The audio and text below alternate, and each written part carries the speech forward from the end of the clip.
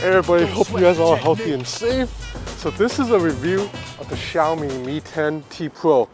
Yeah, you might be wondering, man, Xiaomi's releasing a hell lot of phones lately, like a phone every month. And yeah, you'd be right. So I guess the biggest question you're wondering right now is, so what exactly sets this apart from the other 5 or 6 recent releases? Well, there are 2 or 3 different things about the Mi 10T Pro that stands out. So the first is the 6.7-inch 144 hertz display. It is just crazy fast. So 144 hertz, it's ideal for gaming. A lot of gaming monitors are refreshes at 144. So that means when you're playing mobile games on the screen, it's so smooth, so buttery compared to a 60 hertz phone like an LG Wing or even like a 90 hertz phone. Now this is an adaptive refresh rate, meaning it's not going to stay at 144 the whole time. It will only jump into 144 when you need it. That's when you're gaming. When you are not gaming and you're just on the main UI, this is going at about 120, I believe, to my eyes. And it also drops down to 30 or 40, 50, 60, depending on what your app needs. So for example, if you're watching a YouTube video that's only at 30 frames per second, like this one here, this phone will be at 30 hertz because you don't need 60 hertz to watch a 30 frames per second video. And if you're looking at a still photo, then 30 hertz too, so it saves battery. Not that you really need to, because this phone has a 5,000 milliamp hour battery. So again, it's gonna go all day for sure, probably 2 days for some users. So yeah, this 144 hertz screen, it's the main thing. The second thing, it's the camera system. So you know how the Xiaomi Mi 10 Ultra kind of went away from that 108 megapixel camera?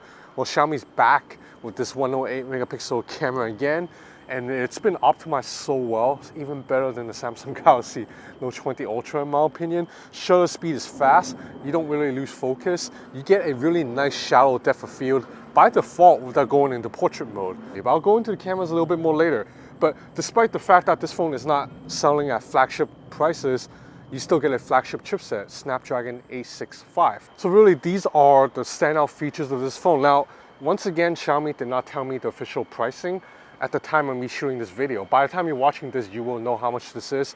But if I have to guess, I'd say 500, 600 bucks. You're getting a 144 hertz screen. It's not OLED though, it's an LCD panel, but as you can see, it looks great.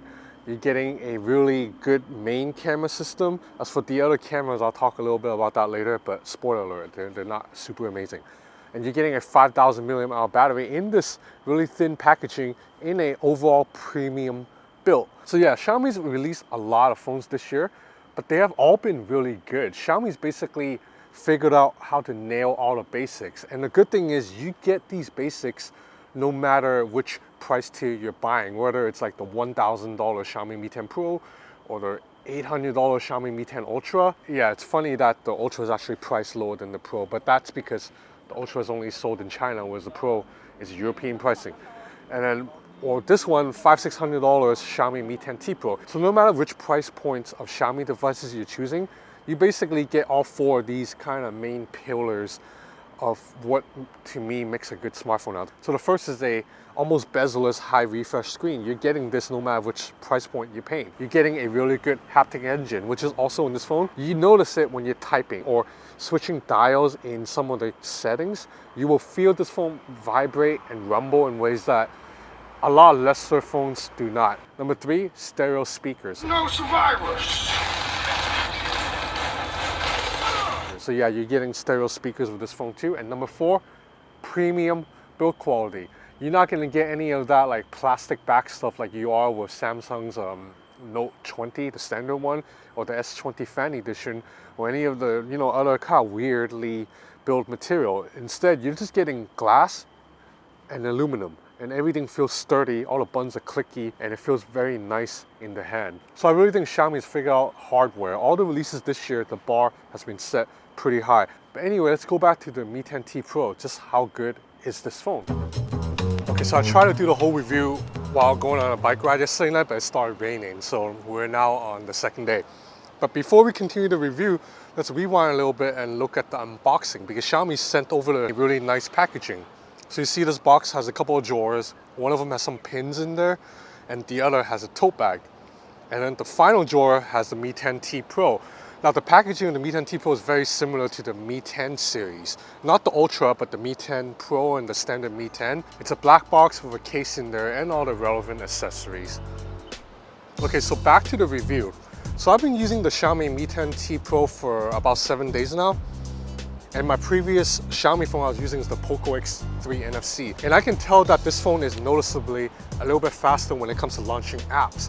That's because this phone has the latest UFS 3.1 storage. It's the same storage used in the Samsung Galaxy Note 20 phone, so apps launch immediately on this, whereas on the Poco X3 NFC, it uses a slower UFS 2.1, so it launches just a beat slower. So this phone, you can tell it's a higher tier than the Poco X3 NFC. So the UFS 3.1 paired with the 144 Hz panel makes this phone feel very, very fast, like insanely fast. In fact, when I jumped back to the LG Wing shortly after using this phone, the LG Wing felt a little bit slow. Now the LG Wing is not slow per se in a vacuum. If you're jumping over to the LG Wing from a 2018 phone or an older LG, you're not gonna have any problems with the LG Wing. But when you compare the LG Wing, which has a 60 Hz panel, to the 144 Hz panel on this thing, the LG Wing feels a little bit slow, particularly when you're launching the camera and just opening apps, stuff like that. Okay, so because this is not an OLED panel, it's an LCD panel, that means there is no in-display fingerprint reader. Instead, the fingerprint scanner is on the right side. If you're holding the phone with your right hand, it's exactly where your thumb is, so you'll be able to unlock it very easily. But for me, I hold my phone with my left hand, and it's a slight reach for me with my middle finger. I wish it was a little bit lower. If it was down here, it'd be a lot easier to reach. Okay, so now looking at the Mi 10T Pro's camera, you have a 108 megapixel camera right here with a sensor of 1/1.33 inch. That's a really large sensor, among one of the largest in the industry, but it's needed because it's a 108 megapixel sensor. The more pixels you have in the shot, the more light you need to light it. Now by default, you're not taking 108 megapixel shot because Xiaomi pixel bin. So that means you're combining 4 pixels worth of data into one. So you're actually getting a 27 roughly megapixel shot. And as you can see from these photo samples, during the day, this camera is excellent. Colors are vibrant. Everything focuses very fast. And like I already mentioned, because the sensor size is so wide open, you get this really nice, creamy, natural depth of field without going into portrait mode. And the auto-focusing on this is better than on the Galaxy S20 Ultra. Now you can shoot in 100 megapixel mode if you want, but you should only do that during the day because when you're shooting in full 108, you need a lot of light. When you take a 108 photo during the day, you'll be able to zoom in quite a lot and blow it up if you want to print out like a life-size picture of your dog or something. But at night, do not shoot with 108 because you'll get a picture that's very noisy because, like again, you need a lot of light to fill 108 million pixels. Now when you take pictures at night with the main camera and just point and shoot, I find that the phone tends to overexpose lights, at least city lights in Hong Kong. So look at this sample right here, the lights are a little bit blown out in the street market. But the good news is, if you turn on night mode, that fixes everything. I think Xiaomi's improved its computational photography by a lot in recent years. I say that because even the more budget phones with lesser camera hardware, the night mode will still fix a lot of the problems that even an LG or Samsung night mode cannot fix. Like with a Samsung Galaxy, I find the night mode to be not too useful. But on the Xiaomi device, the night mode is excellent and I use it all the time, as you can see from these samples here. Okay, so down here, it's a 13 megapixel ultra wide angle camera and it looks pretty good. You see that the field of vision is quite wide at 117 degrees. Now I gotta admit, I'm a little bit spoiled because Huawei's ultra wide angle camera is the best on the market. They not only have a 40 megapixel ultra wide angle camera, but it's an RYYB sensor. So that means even if you take ultra wide angle pictures at night with a Huawei flagship, it looks almost as good as the main camera. That's not the case here. The ultra wide angle camera looks great during the day, but at night, photo suffers a little bit, you know, with the usual noise, loss of details, but it's not a specific Xiaomi problem. That's also the case with the ultra wide angle camera of the Galaxy Note 20 Ultra, the Galaxy Fold 2, the iPhone 11 Pro, OnePlus 8 Pro, any phone that's not a Huawei device basically.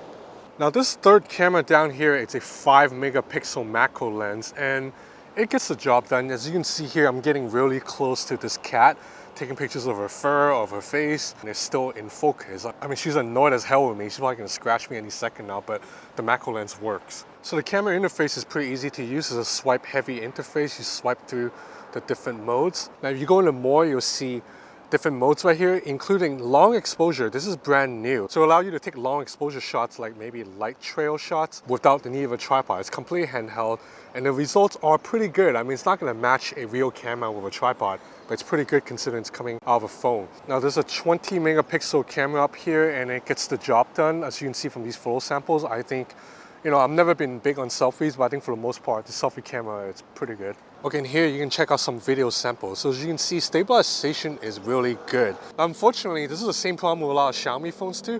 When you begin recording a video in 1x, you cannot switch to the ultra wide angle camera. If you want to record ultra wide angle videos, you have to select that before you begin filming. That's kind of annoying. I like to be able to switch back and forth in the middle of the video.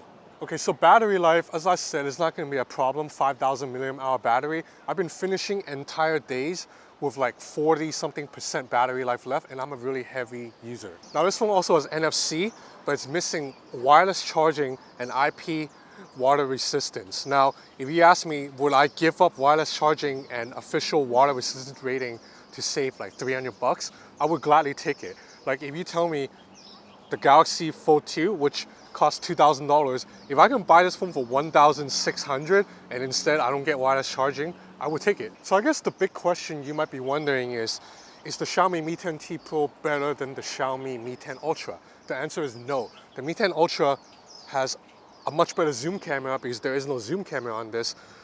The Mi 10 Ultra also has a better design in my opinion. It has an OLED screen, so the screen's a little bit better. But the Mi 10 Ultra also runs on But the Mi 10 Ultra also is only sold in China. So the Mi UI that runs in it is a Chinese version of Mi UI. This is an international version of Mi UI, and it's just a little bit more, slightly cleaner, and also Google apps will work perfectly fine on this. Whereas on the Mi 10 Ultra, you do get some slight Google Sync issues every now and then. So ultimately, the Xiaomi Mi 10T Pro is an excellent value, even though I don't know the exact pricing, but that's the MO of Xiaomi phones now. You're basically getting something that can rival what Samsung's charging $8,000, $9,000, $1,000 for, except you're paying maybe $500, $550 for this. Now, a lot of people in the US are really excited about the Samsung Galaxy S20 Fan Edition right now. And I guess if you live in the US where you don't have many options for smartphones, that's a great deal. But if you live in Europe and you have the option to buy this is a much better deal than the S20 Fan Edition, in my opinion. So anyway, that's about it for this review of the Xiaomi Mi 10T Pro. I have more content coming up as usual, so if you're interested, please subscribe to my channel or follow me on Instagram. So that's it for now. Thanks for watching. Don't sweat the technique.